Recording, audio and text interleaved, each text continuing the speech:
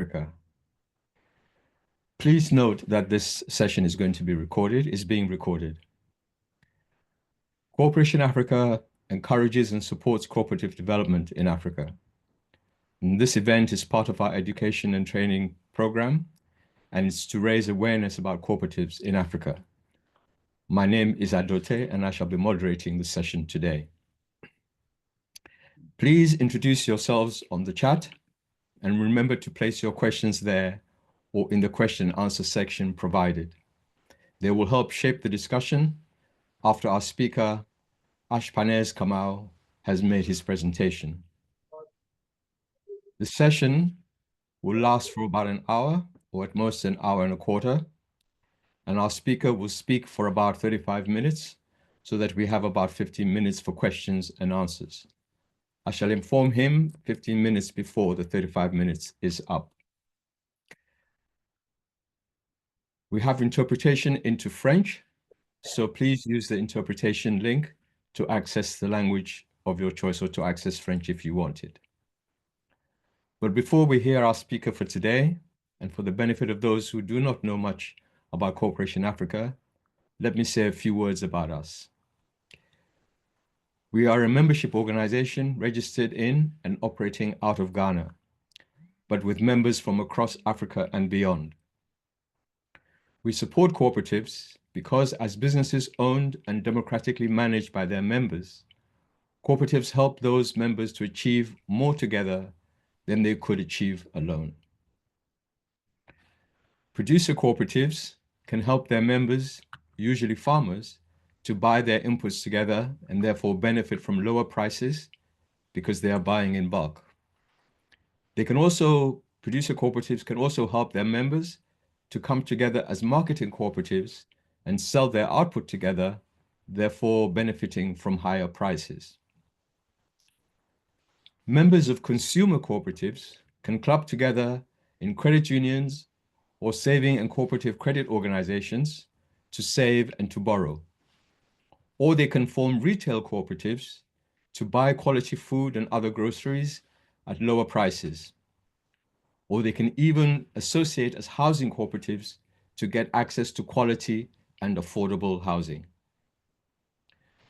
Members of a worker cooperative can own and democratically manage their own business together in any sector of the economy, working for themselves rather than somebody else and sharing the profits they make between them.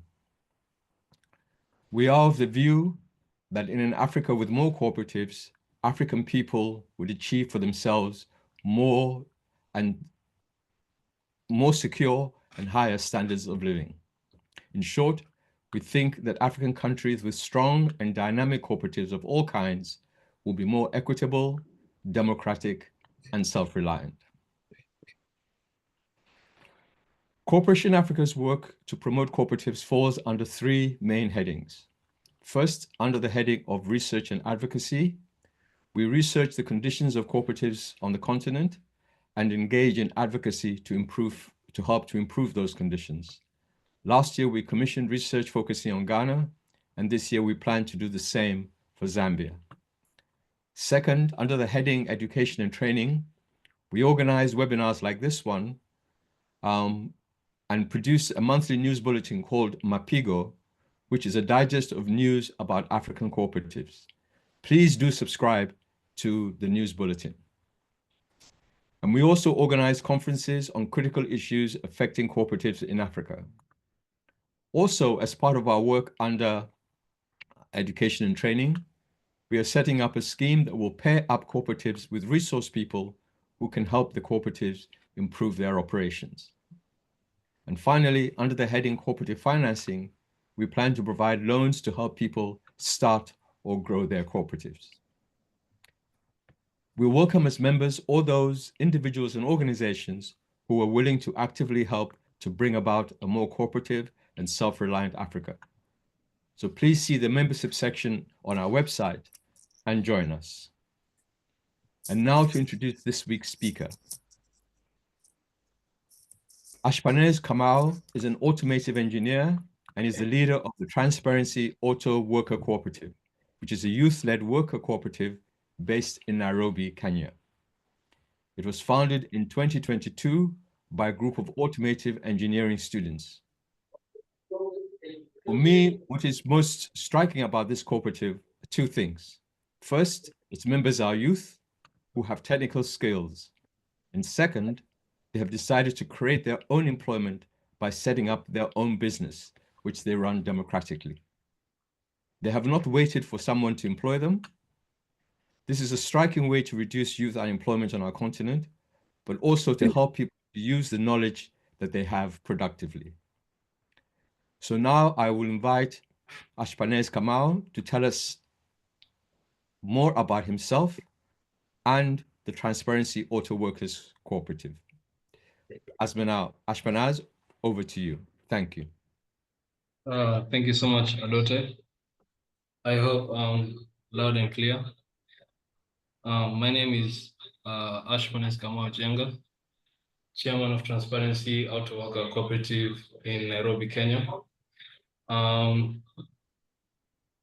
Transparency is a worker cooperative model that specializes in services, automobile services, repairs and maintenance. And I'll be happy to, I'm happy to have this interaction and be able to be part of this talk today. So without any further ado, I think I'll proceed. Just a minute. First, I would like to thank the organizers of this webinar for bringing us all together. It's truly inspiring to see such a diverse audience from different countries and time zones united by a common interest. And I'm honored to be part of this session and to contribute to today's dialogue. Okay. Should I continue, Adote? Please go ahead. Okay. In my journey as an automotive engineer, entrepreneur, and advocate for cooperatives, I've seen firsthand how shared cooperatives and teamwork, can transform lives and businesses. During this presentation, I'll share insights on the growth, challenges, and future opportunities for cooperatives in the business model, in the business market, rather. I hope this session, becomes a platform for us all to exchange ideas and inspire one another. So, Adote, do you have the presentation I sent? Okay, Abena, could you Maybe. upload, please? Just a second. Huh? Okay. Great, thank you. So basically, who are we? We are Transparency Auto Worker Cooperative, a cooperative based in Nairobi, Kenya.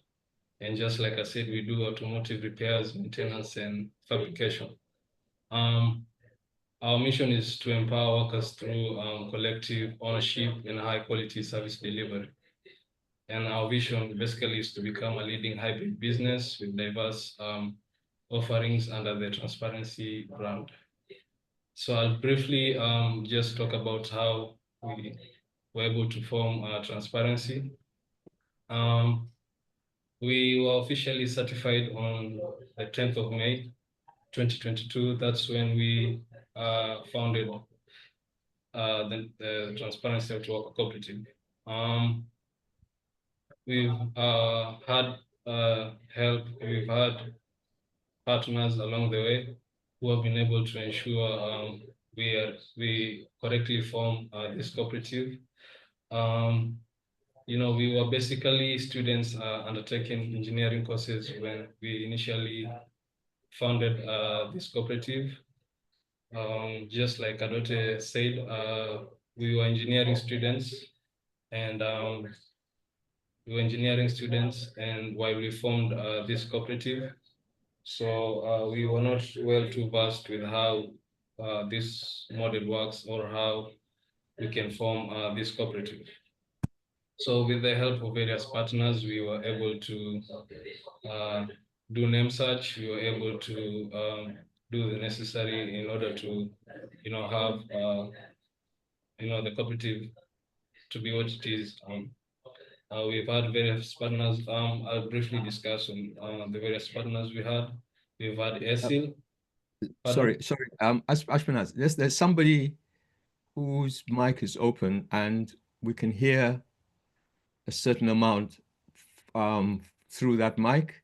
So please, if there's anybody who has their mic open and they are not speaking, please could you turn your mic off so that we can eliminate that background sound? Thank you. Please go ahead. Okay. Just as I was saying, we've had various partners who've been able to help us. Who have been Sorry. Actually, I think it may be where you are, Ashpenaz. where I am. Yes, it seems to Okay. be coming only when you speak. Are you in a, well, let's try once more. Let's try once more. Is it? Can you now Yeah. hear? Okay. I don't know why it seems to when you, okay, please go ahead. Let's see. If it's not bothering people, we might manage, but Okay. yeah. Okay, go Okay. ahead. Sorry. So as I was saying, we've had various partners who have been helping hand to us. We've had FSD, financial sector deepening. It's been part of helping us. They actually helped us in by giving us funds to do the construction for the workshop where we are currently based at. We've had the help of ESIL, led by Patrick Murioki, who's been able to, help us with the name search, been able to help us with the, government processes of forming a cooperative. We've also had Clear Plus, a USAID funded program by USAID, and they've been able to, help us in terms of understanding the model as it is, and understanding how we should be able to run the worker cooperative model, and with trainings along that way. And I'll have a chance to talk about global communities and how they've impacted us later on. But those were the main key partners who've been able to help us in forming this worker cooperative, the Transparency Worker Cooperative that we have right now. So as just like I mentioned, we were certified on the 10th of May 2022. Currently 2 years plus in the making. We started with 10 members, which is the required number required by the Constitution to be able to form a worker cooperative. We are currently at 22 members, fully automotive engineers, yeah, in the cooperative, and yeah, that's basically intro of what transparency is and what we do. So I'll briefly jump into the presentation. Adote, can you page to history information? Yeah, stages, sure. Just like any developing worker cooperative, we've had opportunities to grow in various ways. We've had successes in various ways. One of the key areas is membership growth. Starting from a small team of 10 members, we've been able to, take baby steps and be able to grow the number of members we have right now to a total of 22 members. Oh, excuse me, sorry. Also, when we started Transparency, we were basically a repair and service garage. We've been able to expand our services. We now offer repairs, maintenance, and have expanded to fabrication. And we've been able to work on various projects along the expansion of our services. We've also been able to expand our customer base. We've been able to retain some of our clients. We've been able to have new clients and attain new contracts along the way, which is a key stage of development with Transparency. The other thing will be financial milestone. We've achieved profitability and invested in the cooperative remarkably over the past 2 years. We've extended the number of bank accounts we have in the cooperative. We are able to use different accounts for different purposes. We use one for saving, we use one for investment, we use one for the daily usage, running of day-to-day activities of the worker cooperative. So these are some of the stages of development we've had. We can go to the next slide. Yeah, thank you. The other thing will be on governance structure. I think I should have said this earlier on while starting. Why did we choose a worker cooperative model? Basically, a worker cooperative model is basically people who have the same skill set coming together to, to sell their skill and earn money out of it. So a worker cooperative drives on that principle. You give out your labor to earn capital in return, to earn, profit and, revenue in return, sorry. So with that, Transparency has had to, rely on the basic principles of the worker cooperative model. One of them is governance. One thing about the worker cooperative model is it has an aspect called decision making, which is all inclusive to all members and participatory to each and everyone. Decision making has been able to, allow us to make appropriate decisions, concerning our finances, concerning, our day in, day out activities, which really are, which is really impactful to what we do in our cooperative. The other thing is on leadership. The members, are accountable for whoever they vote for in the various positions we have in the cooperative. I mean, worker cooperative, each and every member of the cooperative is part of the ownership, and therefore it really is a task for each and every member to ensure that we have a leader who's looking for the best interests in what we want to achieve as a cooperative. So leadership has been one of the key aspects in terms of governance. And then the structure. I will classify this as the bylaws. The bylaws are is basically like a constitution in which the worker cooperative works on.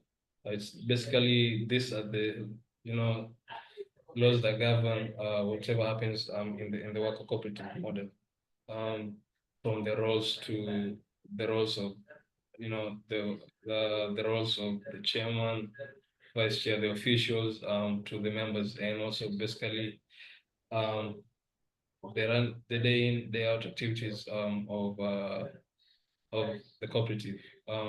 So the structure, the bylaws have a clear role and responsibilities for each and everyone in the cooperative, and we rely on that to ensure we are at par with the regulations that are required to be done in our worker cooperative model. The next slide. Yeah.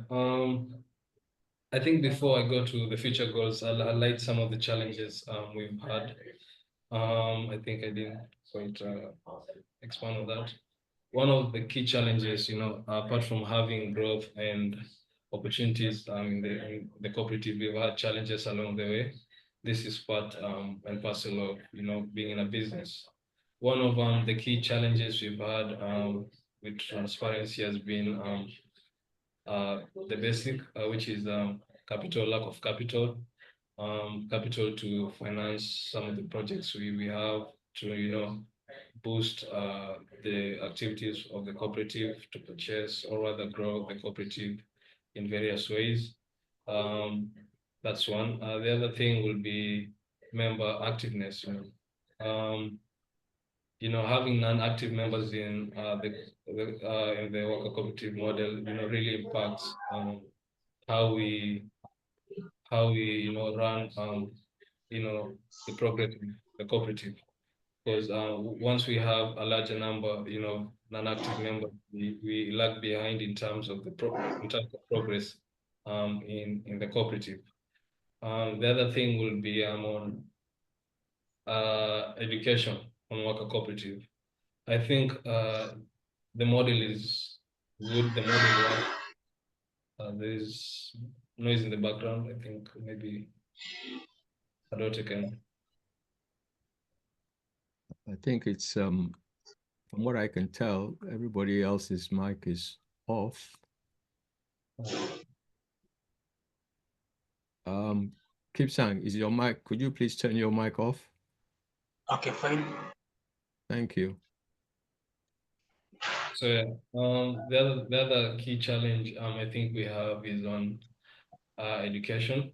Like I was saying, the cooperative is a good model. The cooperative works.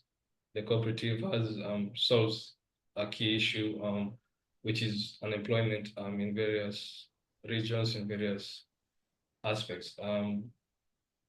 So with that, education on the worker cooperative really has been part of a challenge. Rather, we have to, we had to create time and be able to educate our members occasionally, or rather monthly. Okay.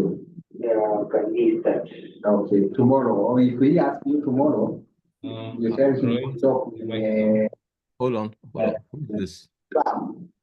Okay, and they will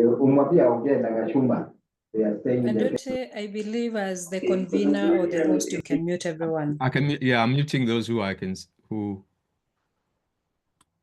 I can see as, okay, let's see what we can do next. I'm just,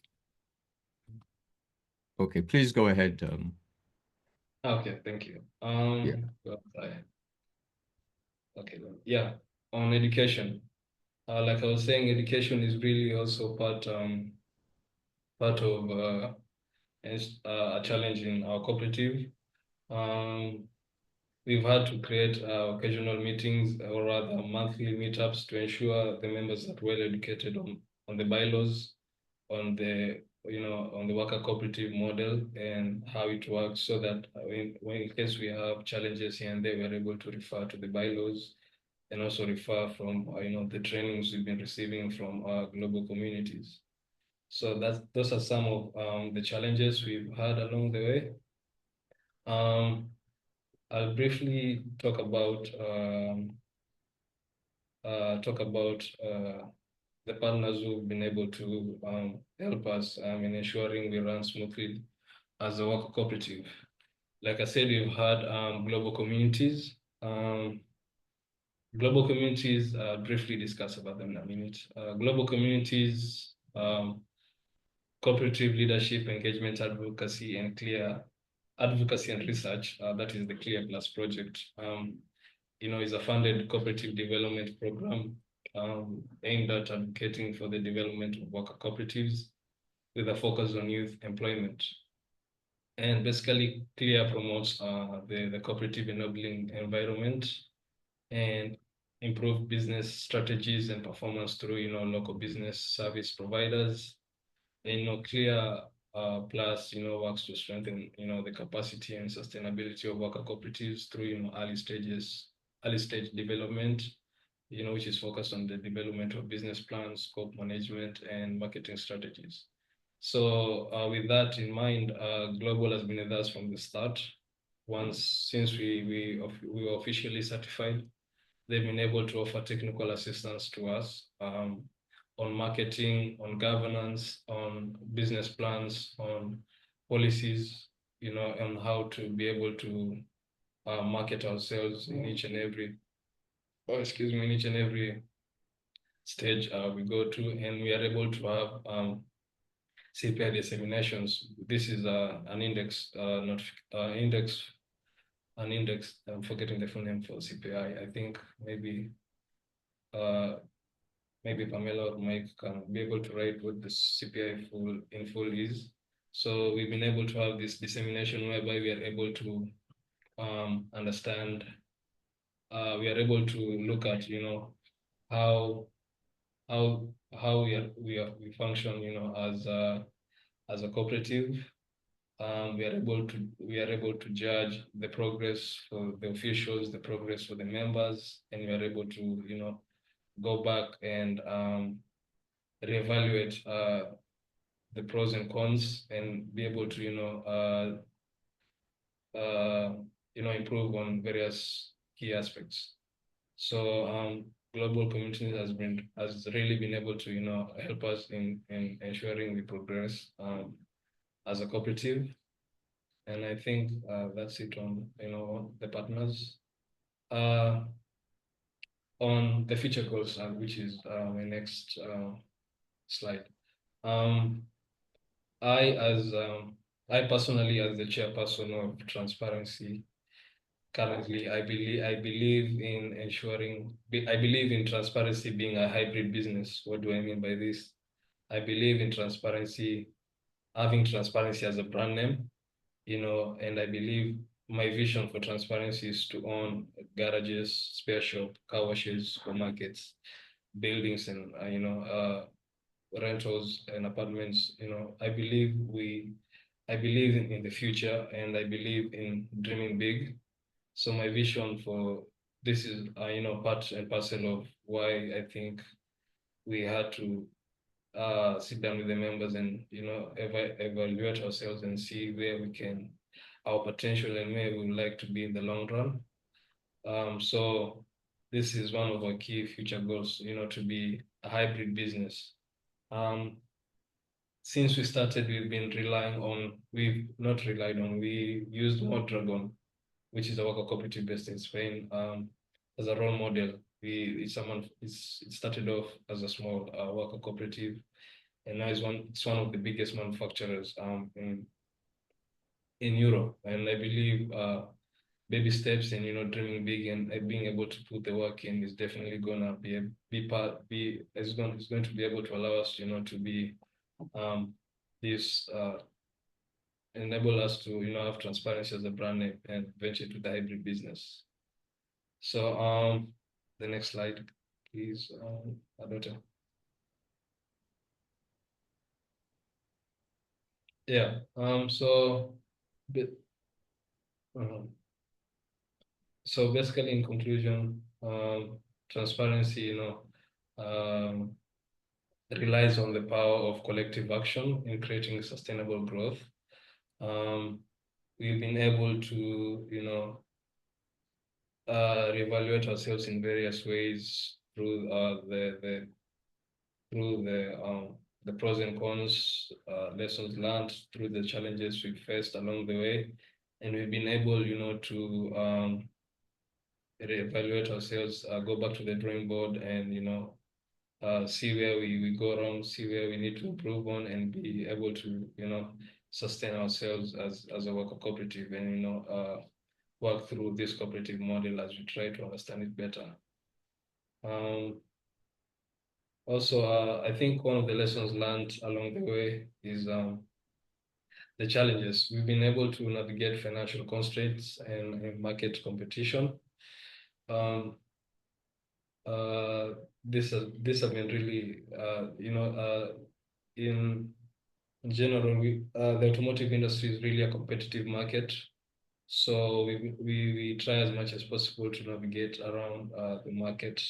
We try as much as possible to ensure we navigate around financial constraints and be able, to have meetings to ensure we don't overstretch our budget. We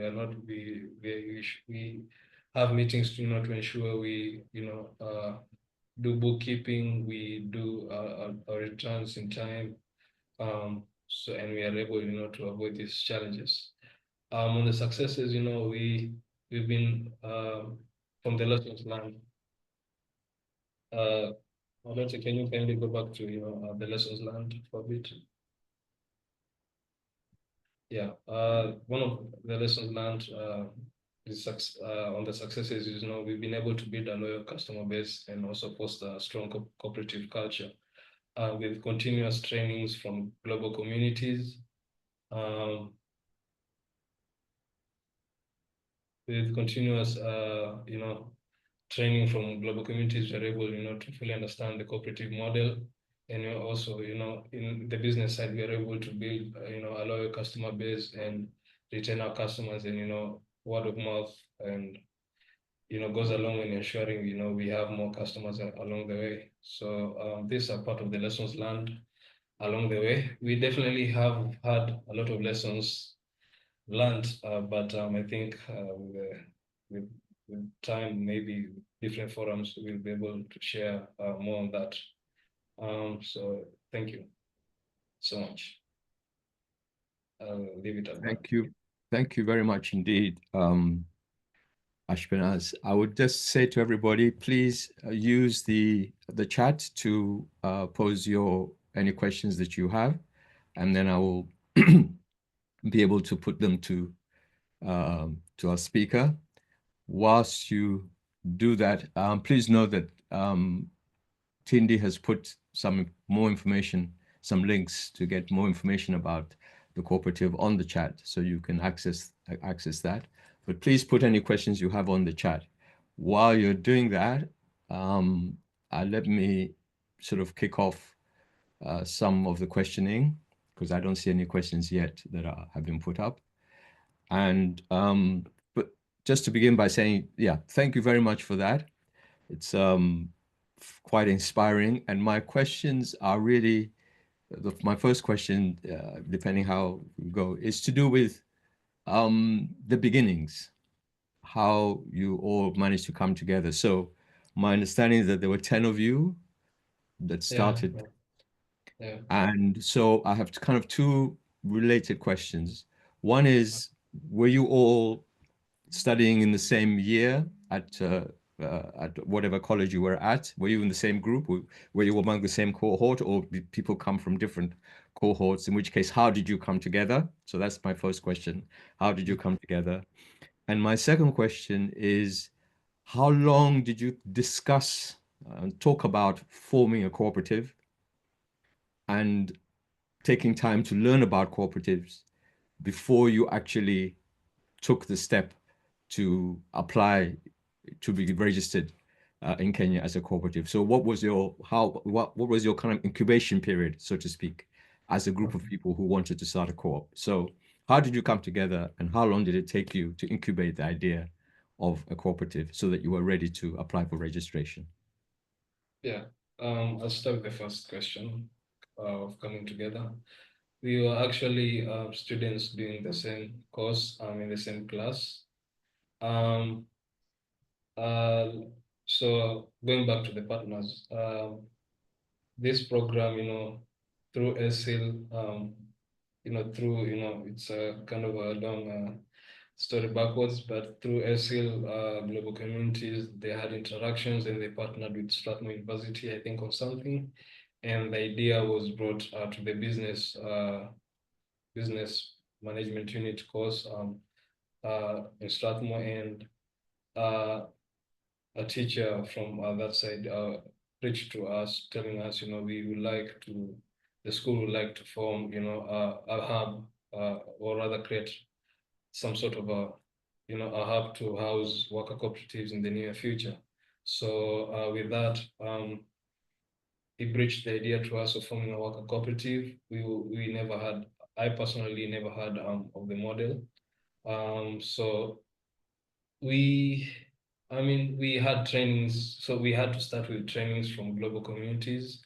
They used to send invites to us even way before we were officially certified.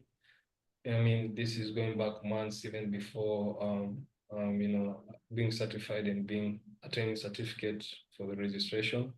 We've had trainings with global communities in understanding the cooperative, the worker cooperative model, how it functions, how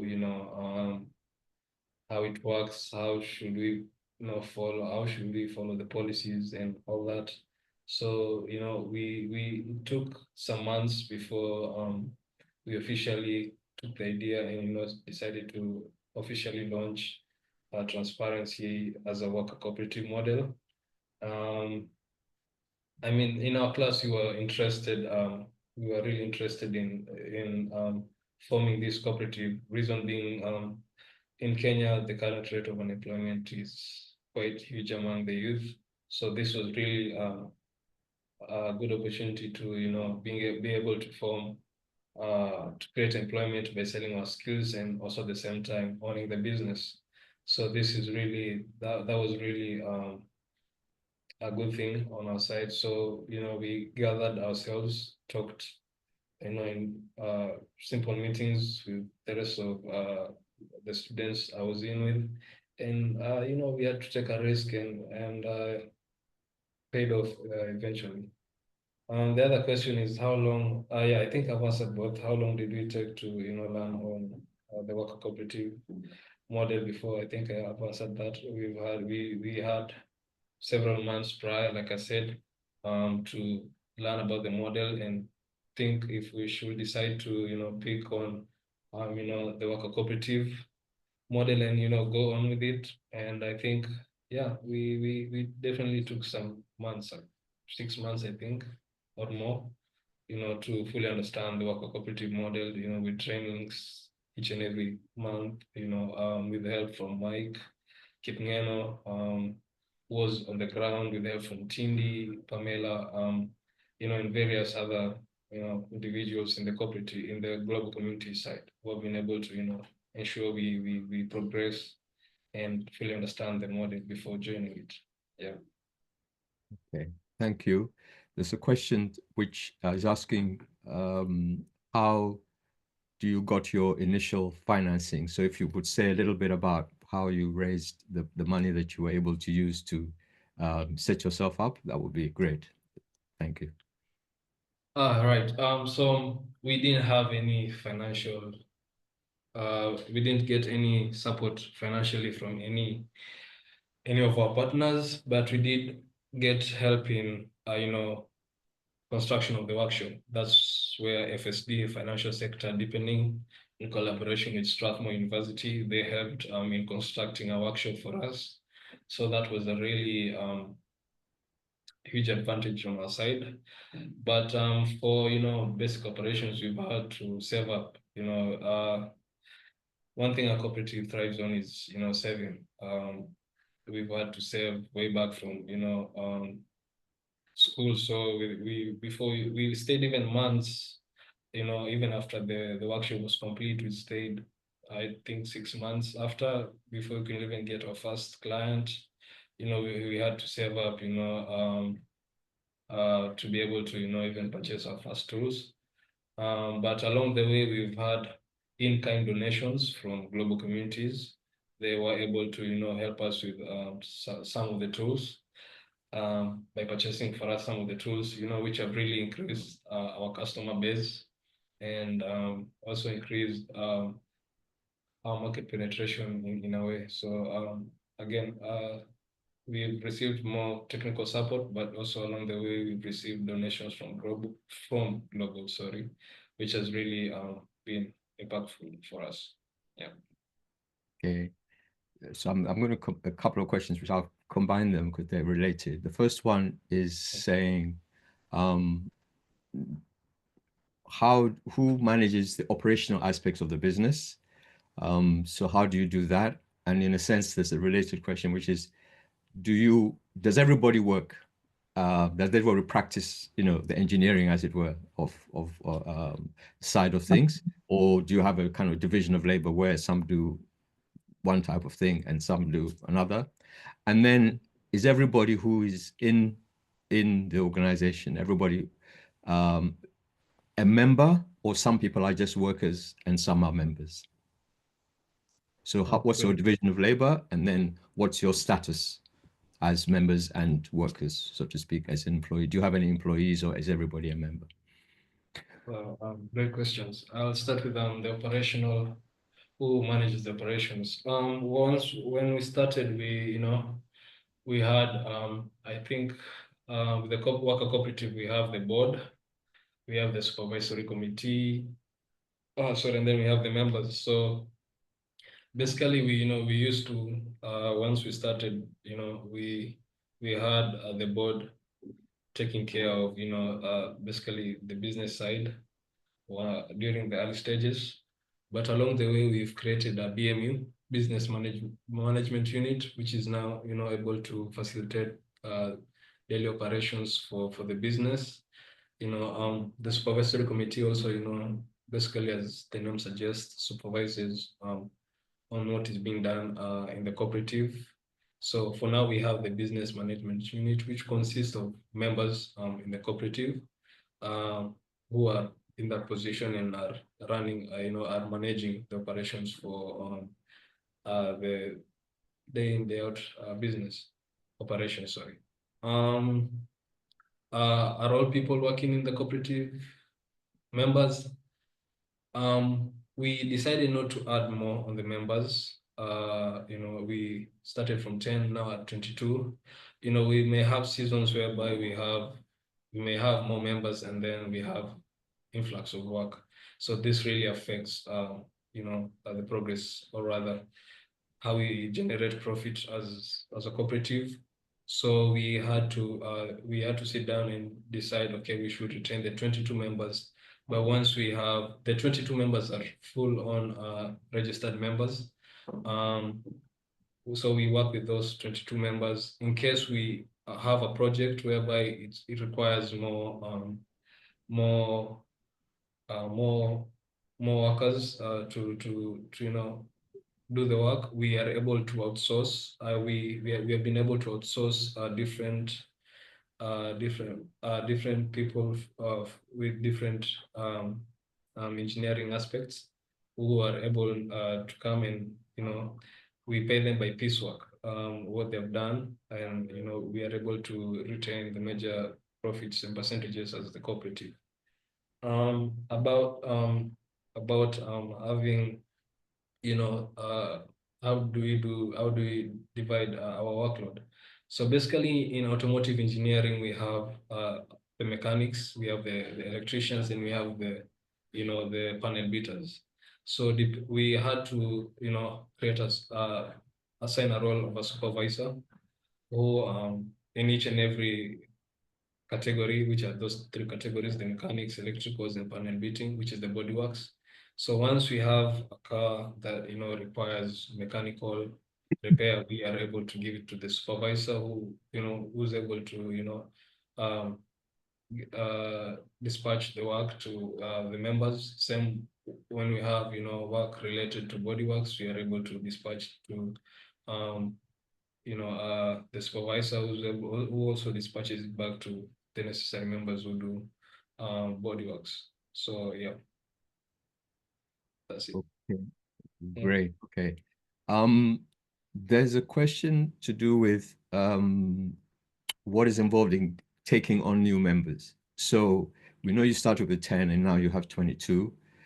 Did those people who joined, that's like going from 10 to 22, did they have to pay something to become members? So is there a membership fee, and if there is, how did that work out?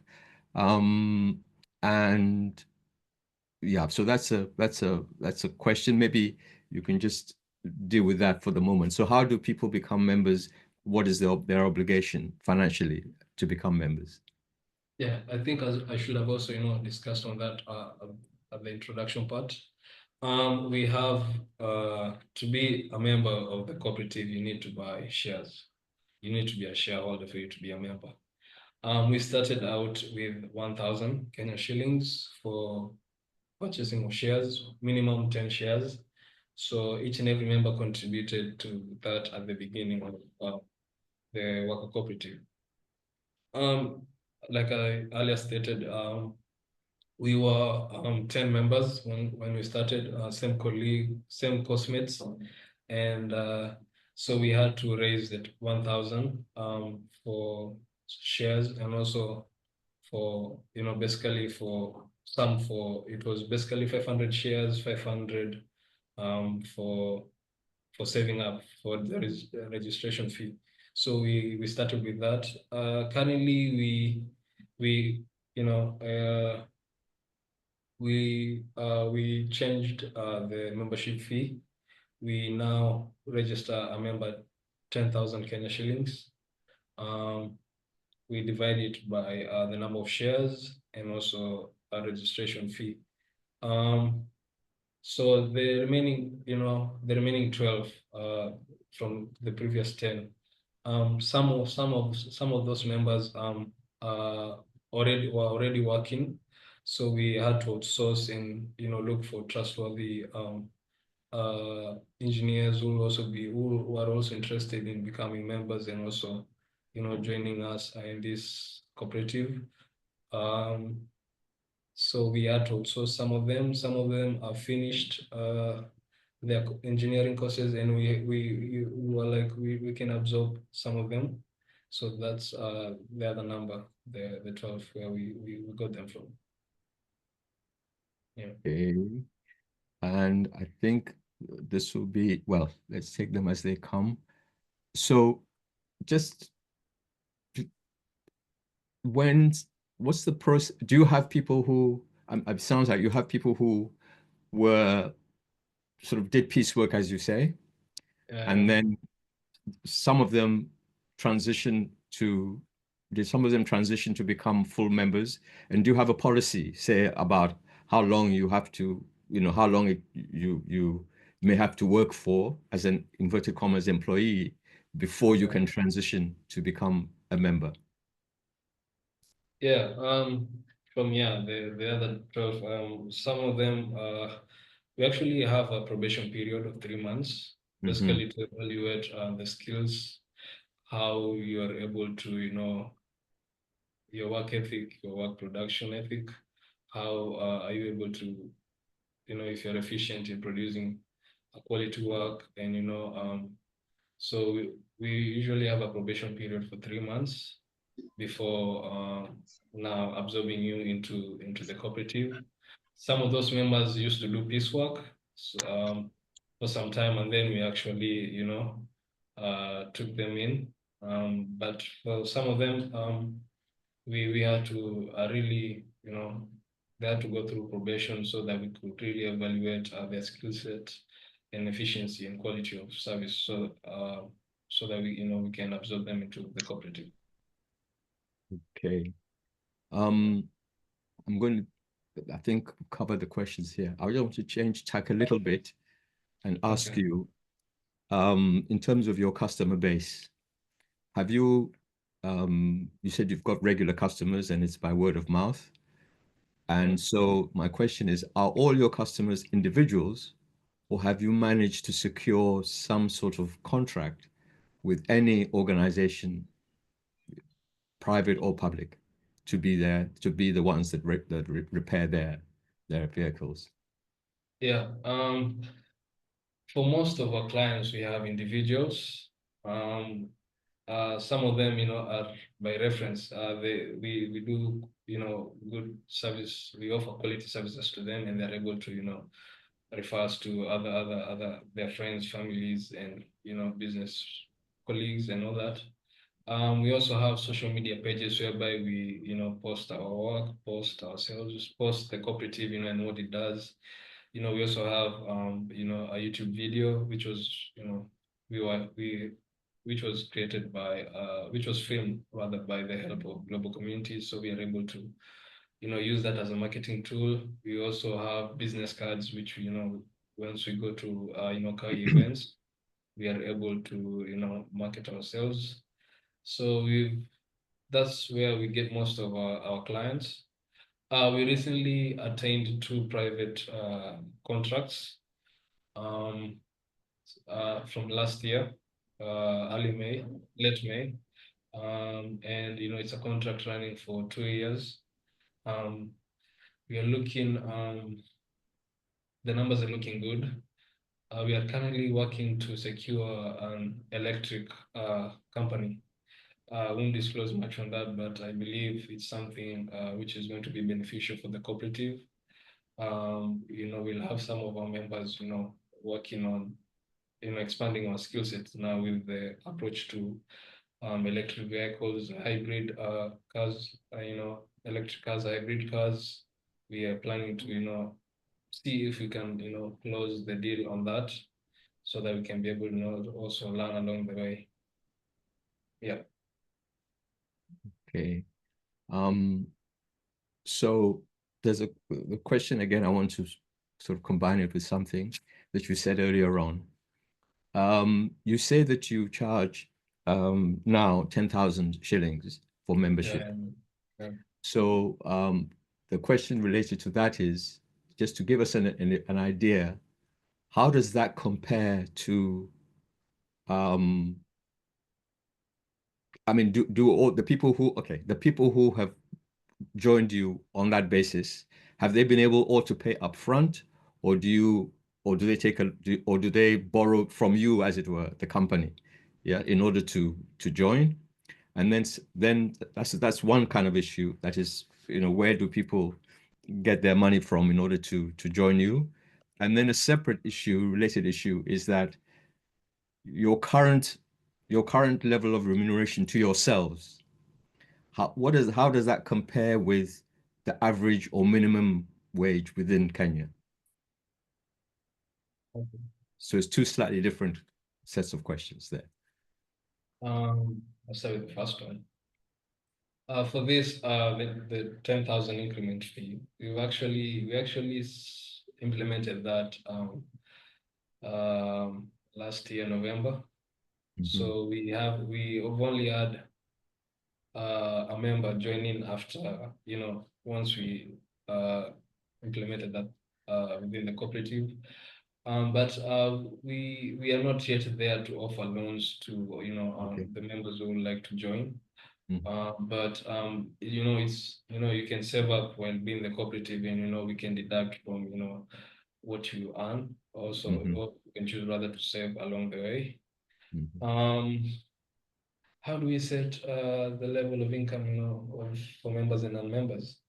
For members, it's different. They definitely know how we charge our clients, how we split, the profits we get and, the amount we get. But for the non-members, we give by piecework. And from what we earn, there's a percentage of labor, or on what he has done. We are able to split that into percentage, and we are able to, pay out the amount that, the non-members done.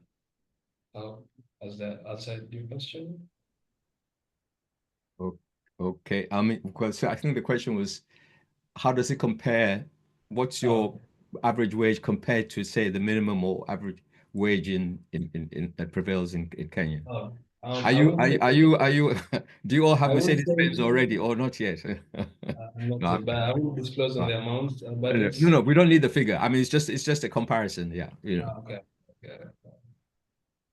Yeah. So are you average? Do you think below average or above average? No, I think we are at an average You are level. average. Okay. Okay. All right. Um, there is, okay, let me see. I wanted to ask you, you have the internal sort of structures, your governance, you have a sort of management body and you have the supervisory body and so on. My question is that do does everybody in those sort of governance structures, leadership structures or management structures, do they also engage in one of the three areas of work that you mentioned, the three operations, either panel beating, electrical, or mechanical? Or do they stop doing that and just concentrate on managing the business? No, they also have to, work in the cooperative. They have to be active in the field also. Okay. It's just accepting to take the role and, envision the best for, the cooperative, but also, have to earn your percentage in ensuring, the work that is needed to be done. Sure. Okay. Yeah. One of the things that happens often is that the cooperative needs to, or is advised to, apportion its income in various ways. Obviously pay the salaries, You may pay tax. I don't know in Kenya whether you do pay tax or not. But the question that I wanted to ask is that, two, do you put anything aside for as a reserve for your organization, an indivisible reserve? And do you put anything aside to help to develop other cooperatives? Wow, good question. We do pay taxes. Okay. We do pay taxes, but I think worker cooperatives, those who are planning to form worker cooperatives should be able to fully understand what the taxes they should pay, because once you fully understand the obligations, tax obligations you're supposed to pay, you are able to not overstretch the cooperative. So we do pay taxes on that. What was the question? The indivisible, do you have an amount that you put as an indivisible reserve? Oh, yeah. So we split different percentages of what we earn. Like I said earlier, we have different accounts. One is for saving. The other one, we split it into our daily activities of running operations in the worker cooperative. The other one, we basically save it, and we are able to reinvest the money somewhere else. But we are currently not at that level whereby we can help other worker cooperatives,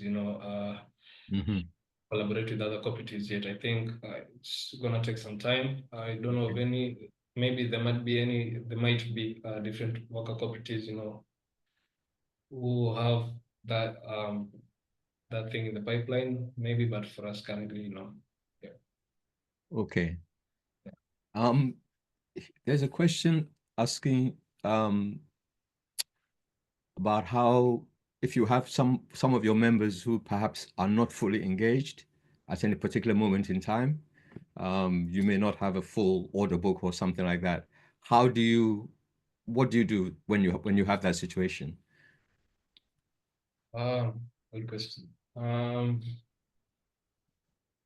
Once I think some of the members, come into this cooperative because they want to just be in the cooperative. Some, join the cooperative because they want to earn dividends at the end of the year, but not work. And some, enter into the cooperative and, are not are not in the cooperative, are not in the workshop rather, for a long period of time. So, I mean, why is this the case? Those are some of the reasons as to why. The other reason will be sometimes we have low seasons, and sometimes we may not have too much work to give out to the members. So some members are left out while some of the members are given tasks. This creates non-active members. Some members are just there for the joyride. So how do we try to reduce that? I mean, we try as much as possible to outsource work from outside, to be able to cater for the existing members. And this is why we don't want to add more members into the cooperative. We don't want to have this variance of more members and less work. The other thing, we try to educate members on being in a worker cooperative means you are a co-owner of the business. So you really have to put a lot of effort in ensuring this is part of your cooperative. You're also part of the ownership. So you really need to outsource work. You really need to go out there and market ourselves to be able to reduce this level of inactive members. Something we are hoping to try out is to give out tokens. Sorry, to give out what? Something we are trying to do maybe soon is try to give out tokens, or rather gifts, to try to motivate the active members. This will, I think someone will. So there's somebody who needs to be muted. Okay. Okay, go ahead. So as I was saying, we are planning to have something in the near soon enough, whereby we can we can offer tokens or gifts to to the active members. This will act as motivating factor to the non-active members to at least try and put effort into the cooperative. Yeah. Right. Okay. I think there's somebody else who needs to be muted as well. Okay, what I wanted to also find out from you, please, is what is the nature of sort of political support for your venture and the type of venture that you're doing? So are the politicians responding positively to your existence? Are they offering to help? What kind of response are you getting from the political class? Oh, wow, good question. I think we have the right people to answer that in this forum. Okay. But I'll say something on that. The worker cooperative model, is new in the country. It has taken a lot of effort, by our partners, global communities, Clear Plus, to be able to reach out to these government offices, to be able to, put worker cooperative into the map, into the talks of the cooperative movement. Yeah, the government has been able to recognize the existence of worker cooperatives in the country. We've seen cabinet secretaries talking about this model and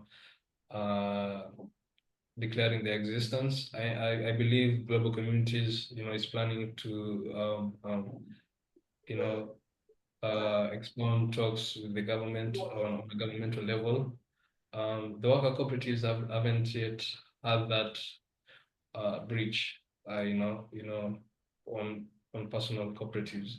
Haven't had that breach yet, but I think with the support of global communities and Clear Plus, I think this is something that is happening in the country. Yeah. So for now, no funding yet, but it's something along the pipeline, I think, in the near future. Okay. Yeah. It may be too soon for you to think about it. I don't know. It depends on size, but according to the situation in Kenya, as a worker cooperative, could you bid for any local level, let's say not national government level contract, but any local level contract? Is that something that is open to you? Yeah, I'm definitely open to working with the local government, local institutions, local communities to be able to partner with them in offering services, in being able to promote excuse me, in being able to promote the model itself. I think we have various counties, with the help, again, with the help of Clear Plus.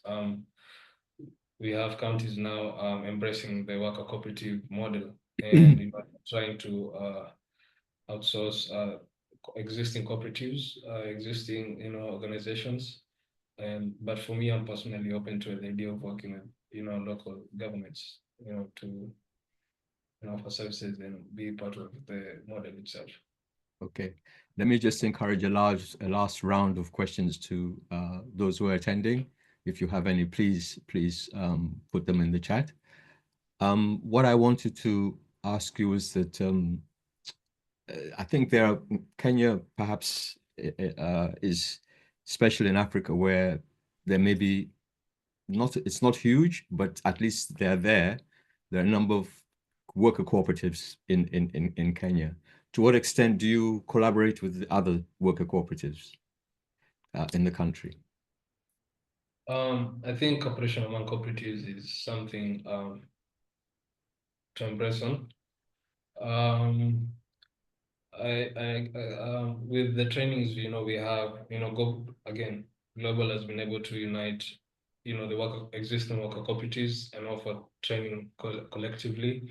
So we are able to interact with, which has created, communication with different worker cooperatives. We are able to interact with different cooperatives. We get to discuss on the challenges we face as cooperatives, how we can be able to grow as cooperatives, how we can be able to support each other as cooperatives again. So yeah, cooperation among cooperatives, is something I think we are doing already. And yeah, definitely. Okay, all right. We've used up our time. I don't know if there's anybody who wants to add something, as I said, but if you do, please indicate. This has been a fascinating occasion for us to get a deep insight into how your particular worker cooperative runs. I am sure that those who have been here have learned a lot. And so I would like to thank you. I would like to say to those who are present here and to that the recording will be put on Corporation Africa's website, and so that will be available to all participants and anybody else. Should they wish, please go there and have a look, and you can then see the previous recordings of the previous sessions that we have had, and you might find those useful as well. Ashpanez, thank you very much for sharing with us your experiences. I think everybody would wish you all the very best going forward, and that you grow and prosper and develop in a cooperative way with cooperative principles and values. I would like to thank the interpreters who have worked to translate what's been said into our second language, and to the exec and staff of Corporation Africa. And we look forward to seeing you again in February, when we will have another, we plan to have another session that highlights what's going on the African continent in terms of cooperative organization. Meanwhile, before leaving, let me say, please try to subscribe to our news bulletin, which is a digest of cooperative news from across the continent. So thank you very, very much, everybody. Thank you especially to Ashpanaz, and I hope to see you when we do our next webinar. Thank you very much, and goodbye. Thank you for having me. Thank you.